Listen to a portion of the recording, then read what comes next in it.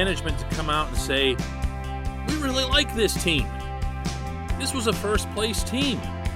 This is a team we'd want to keep together.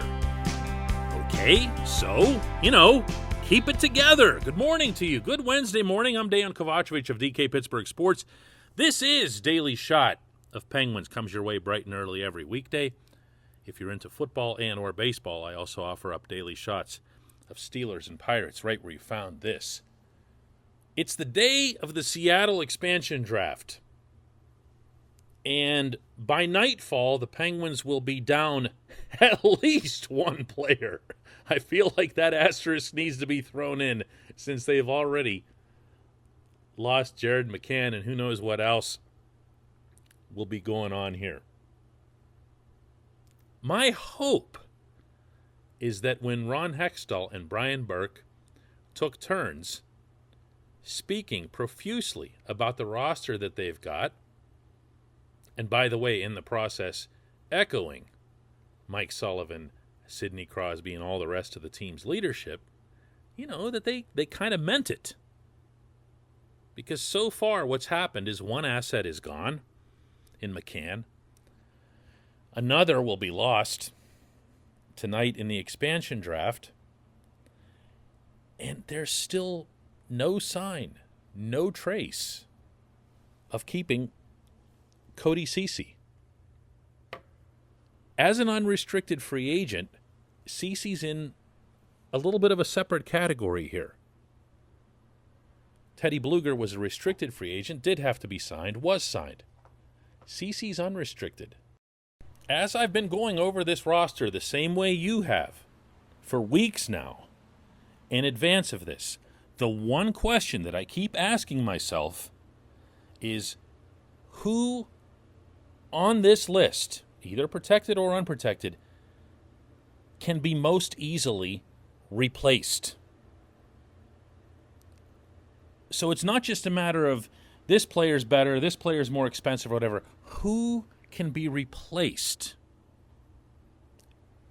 Ceci is a right-handed defenseman who's rugged in the 2021 context, meaning he doesn't back off from anybody physically, and he'll give it out a little bit too. He's not going to go sit in the penalty box. He's not going to fight. So that's why I say in the modern sense. He's got the bigger frame that you saw all four of the NHL's playoff semifinalists just now have in abundance. The Penguins didn't. He's right-handed. That's a significant rarity in and of itself for an effective, bigger, mobile enough defenseman.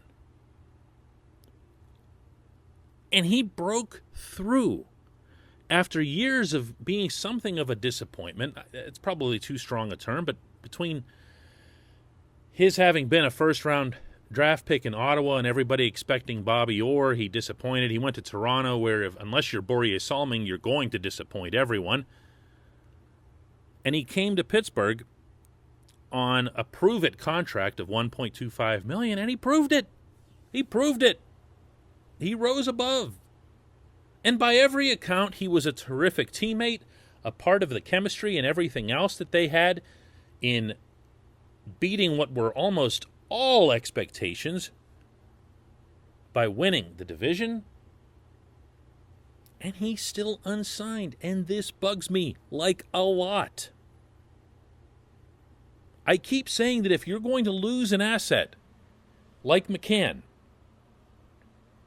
and you get the prospect return, of course, Philip Hollander and whatever else, but the biggest asset, especially for a GM who's bumping his head on the salary cap, is having some space. Utilize that space. Sign Ceci. Get a goaltender. But don't just keep losing assets here. Ceci is definitely one of those that you need to keep. This portion of Daily Shot of Penguins is brought to you by Fubo TV. The monthly cost of cable is over $200. Fubo TV is $65 a month for all the same channels, including AT&T Sportsnet Pittsburgh. And for a limited time, you can get a 7-day free trial and 15% off your first month by visiting FuboTV.com/DK. That's right, it's just for you for listening to this podcast. FuboTV.com/DK. I hate to keep pounding the CC issue here, but if you get to the point here, and this is not exactly impossible, where by week's end, the Penguins will have lost Jared McCann to the trade, Brandon Tanev, who's still my expectation to be lost in the expansion draft tonight, and Cody Ceci through free agency, then you have not backed your own words. You have not supported at all what you stated in clear and semi-passionate terms shortly after the Game 6 loss to the Islanders. You will have let a significant chunk of this roster get lost for next to nothing. One lost asset you can deal with. It's an expansion year. Everyone's going to lose one asset. Two lost assets, with some return. Again, I've supported the idea of bringing Philip Hollander back. Okay, I don't have a problem with the trade in a complete vacuum, but that's not what we're in here. That'd be two lost assets. Letting CC just walk away. That's three. That's three. And that's too many. That's too many. I can't stress this strongly enough. If you lose Cody Ceci, you are not in a position internally to replace him. You're not moving Marcus Pettersson to the right side. You're not moving P.O. Joseph to the right side. You're not elevating Chad Ruhwedel into your top six. If you lose Cody Ceci, you're going to have to replace him. My guess is he'll end up being replaced by a lesser player. Don't allow that to happen. Sign this individual yesterday. And whatever else happens tonight, look, at least there will be two assets gone, not three. When we come back, just one question.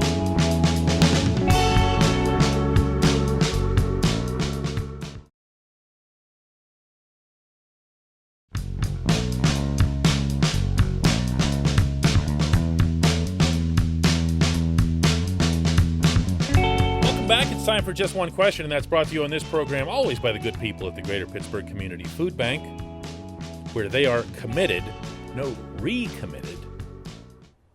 to providing food for all those in need across Western Pennsylvania. When I say recommitted, I'm referring to their recent rebranding, which you can learn about at pittsburghfoodbank.org.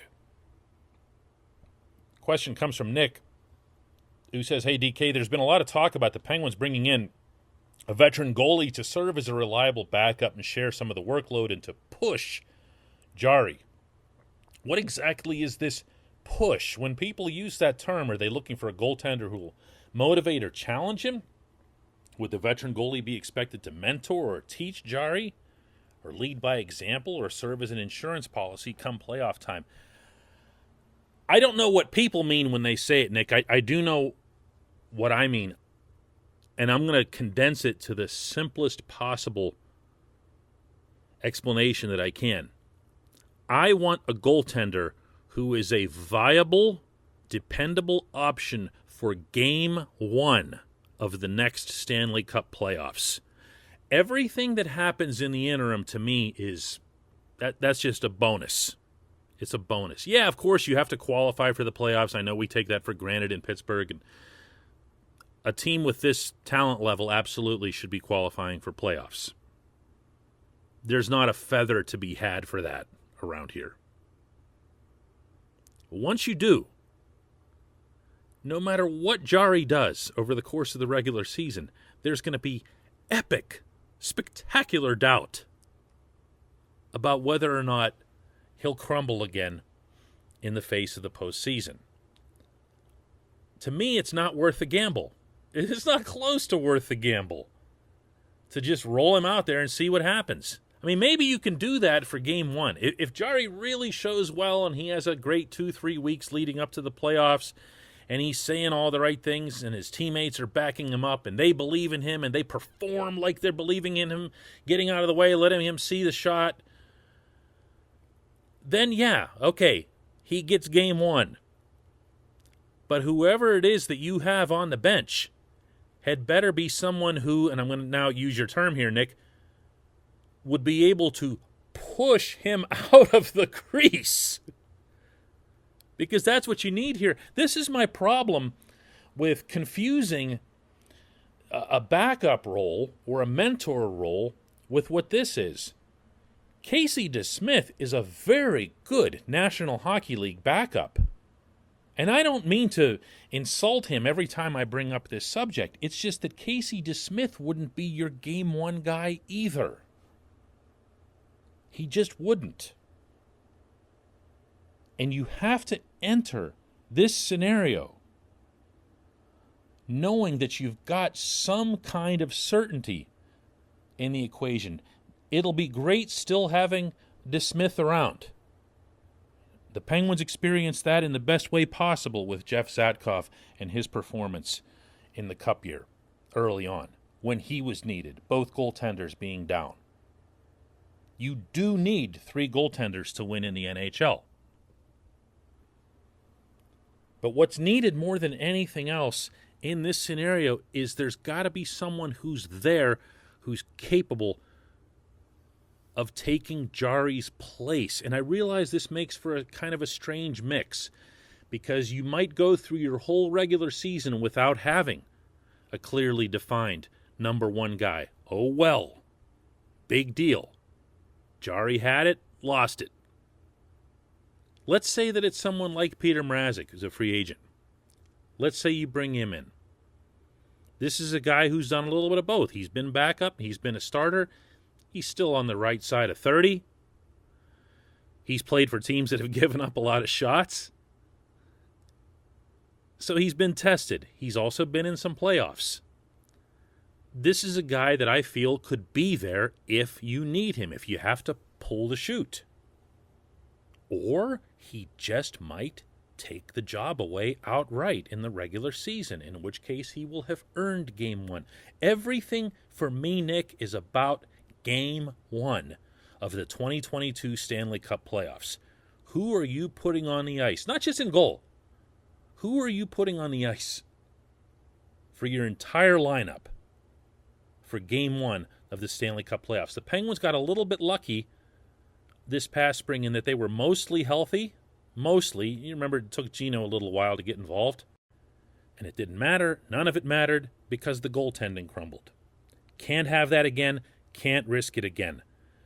One more time, repeating. This team needs to maintain the assets that it has, and it needs to add to the goaltending. Easy for me to sit here and wag a finger at the GM. I'm not the one with the cap restrictions and everything else going all around him. I've got the way easier job, and I'm not pretending otherwise. But it doesn't mean that the expectations should be any less on Ron Hextall here over the coming days and weeks. I appreciate the question. I appreciate everybody listening to Daily Shot of Penguins, and we should have quite the eventful episode tomorrow.